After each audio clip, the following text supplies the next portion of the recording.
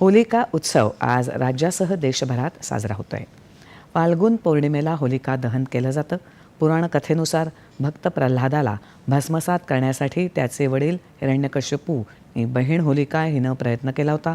मात्र त्या अग्नीत तीच भस्मसात झाली. यातून वाईटाचं दहन होऊन त्यातून चांगलं असलेला हा सण साजरा केला जाऊ लागला. आज रात्री जागोजागी होळीचं दहन होत आहे.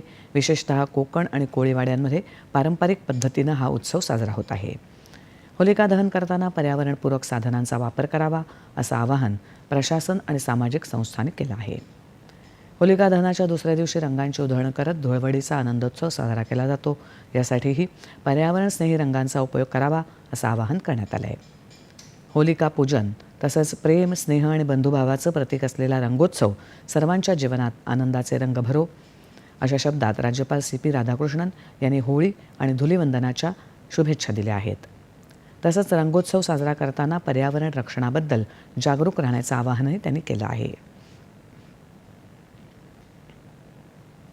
होलिका पूजनाच्या निमित्तानं असत्य, अधर्म आणि अहंकाराचं दहन करून सत्य, न्याय आणि सदाचारानं नवसृजन करूया, अशा शब्दात मुख्यमंत्री देवेंद्र फडणवीस यांनी जनतेला शुभेच्छा दिल्या आहेत.